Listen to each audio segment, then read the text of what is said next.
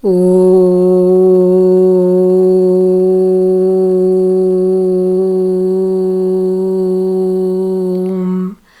Sairam. Hara Hara Shankara, Jaya Jaya Shankara. Episode 41. Shri Mahaswami-The Sage with Eyes of Light, the Diary of a Seeker of Truth, Dr.Serge Demetrian. Dear devotees, we shall listen to the second section, part 3 of this divine book under the subtitle Around the River Arani. Among the millions of mankind, only the childlike sage, free from the movements of the ego mind, are cherished with consistent care by our universal Mother, Father, Sri Muruganar. The Garland of Guru's Sayings, verses 994. Around the River Arani. Tirutani Buga, Thursday, 21st October 1971. After a few days spent in Kanchipuram and in Madras in order to sort out some affairs, I started my search for Sri Mahaswami. As per my information, he had left Karveti Nagar and was on the way to Buga, a sanctuary of middle importance consecrated to Lord Shiva, situated in the south of the state of Andhra Pradesh. The place had a small Adi Shankaracharya Mutt under the authority of the Sri Shankaracharya Mutt from Kanchipuram. I passed my first night in Tirutani, an important religious high place dedicated to Subramanya. The following morning, I woke up very early and dived immediately into a sublime meditation. A bus which I boarded by 9:30 a.m. brought me to Karveti Nagar, where I had stored a portion of my luggage containing the talismans, the valkalam, and the kusha grass mat. I was surprised here how Sri Mahaswami departed from Karveti Nagar and how he left by foot for Buga. Some inhabitants of Karveti Nagar followed him a portion of the way and then returned for darshan the next days in the villages where he was camping. Among these visitors was also my primary school teacher, friend from Karveti Nagar, V.S. Narasimlu. He informed me about a conversation he had one day with Sri Mahaswami, when they had taken shelter from the rain under the same awning. Sri Mahaswami, Demetrian, you saw him frequently at Karveti Nagar? Narasimlu, I met him almost every day in his place or at the hermitage, sometimes in my house, often in the village. Sri M, out of what does he live? What are his resources? Nar, exactly I do not know, but it is evident that he does not spend much. Sri M, how does he live? Is he a vegetarian? Nar, I have never seen an European or an educated Indian to lead such a simple life. In addition, he follows the habits of the Brahmins. As to his food, he eats like you. He is strictly vegetarian. In addition, he totally avoids chili, onion, garlic, pepper, and certain vegetables. He observes the ritual fasting days. He cooks his own food. It was me who has shown to him how to prepare chapati, as he did not find bread in the village. Sri M, what does he do when he is not at the hermitage? Nar, he uses to read or write. He alone takes care of his household. He seldom visits other houses, but he tries to help those who ask. Very good, said Sri Mahaswami, who swayed his head approvingly in that characteristic South Indian manner. This is the version according to my friend Narasimlu. A play ordained with meticulous care. By 3:30 p.m., I left Karveti Nagar on another bus for the place where I could hope finding Sri Mahaswami. The conveyance dropped me at 1.5 km from Buga. Reaching the place on a muddy country track with my luggage on the back was not a pleasure party, but luckily it was not raining. I found a shelter in the yard of the mutt on the veranda of an old ruined house. After a rough arrangement of my possessions, I headed for the main building. It was 6 p.m. and the night was about to fall. Shri Mahaswami had just come out onto the terrace and sat down. The first image of him was his hand stretched in abhaya. He was smiling. Then I saw him in a better light. From a place in the corridor that opened up for me, I saw at a distance of some 5 meters a group that surrounded him. I had the certitude of being a pawn in a play ordained with meticulous care. The corridor was quite large and was rigorously preserved. If someone wanted to cross it, he was forced to withdraw as if pushed back by an invisible electric fence. I could plunge inside myself without any hindrance. The moment when the fatigue of the journey was about to show itself, a visitor interposed and sat unmoving in front of me. This was an infallible sign for me that I had to move away. After a short walk for relaxation, I returned.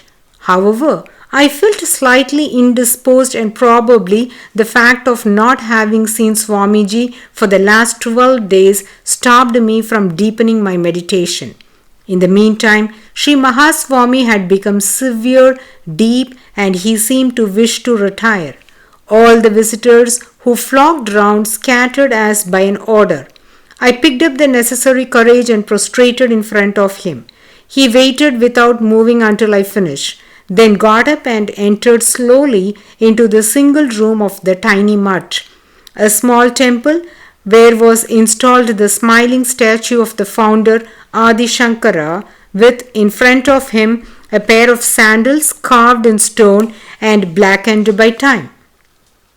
I passed the night practically in the open, as the roof of my shelter was full of gaps. It was my good fortune that it did not rain. Buga, Friday 22nd October 1971. The Mighty Triangle. In the morning, I woke up at 5 o'clock. Someone had arrived specially to inform me that Sri Mahaswami had already gone down to the river and soon he would start for Nagari. Still drowsy, I had not the time to understand properly what the matter was. Sri Mahaswami appeared from behind the wall of the nearby temple and was about to pass in front of me on the veranda.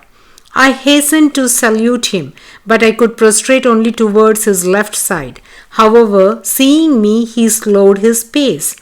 I ran to the central building and observed that he was prepared to leave. He seemed embarrassed while accepting the ritual incense and camphor burning on a bronze plate, which is habitually performed by women when he leaves or arrives at a place. He looked towards the sun that had just risen.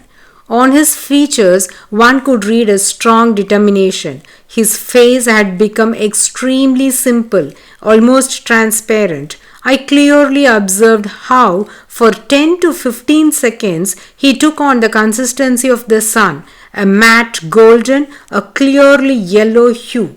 I stood torn by contradictory feelings. I would have liked to follow him, but the 2 or 3 hours necessary to prepare myself prevented me from doing so.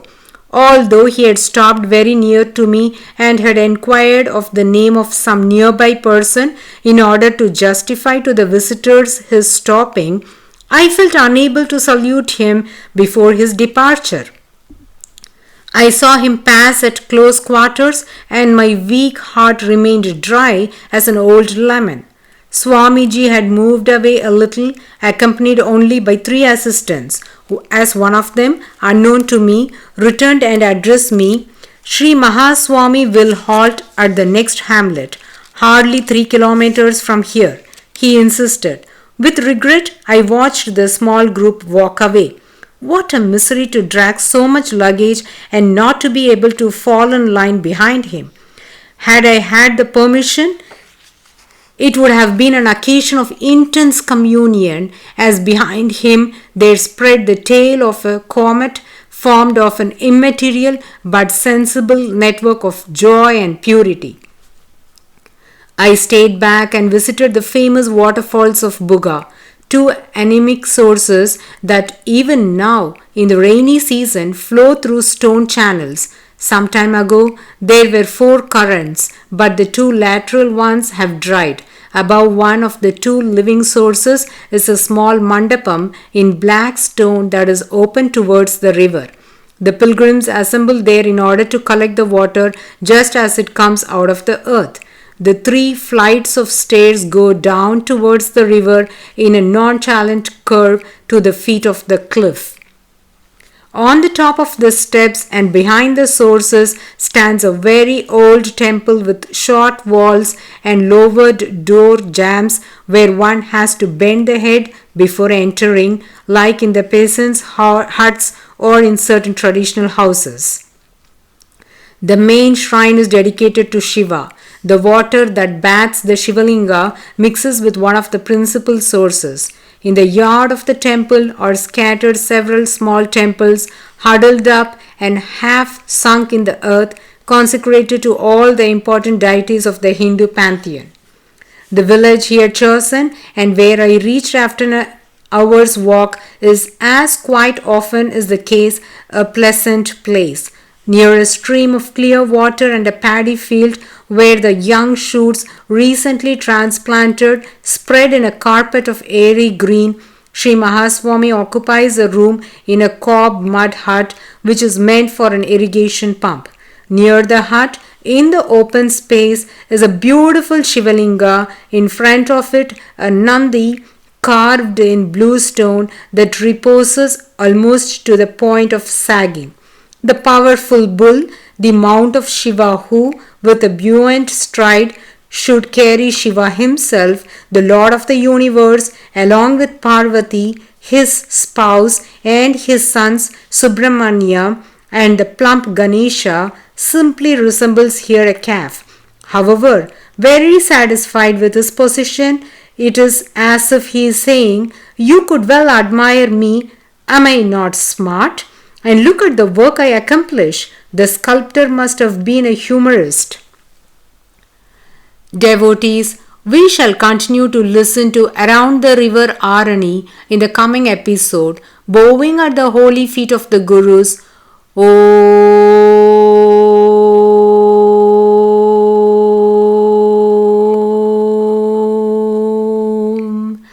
Sairam. Hara Hara Shankara, Jaya Jaya Shankara.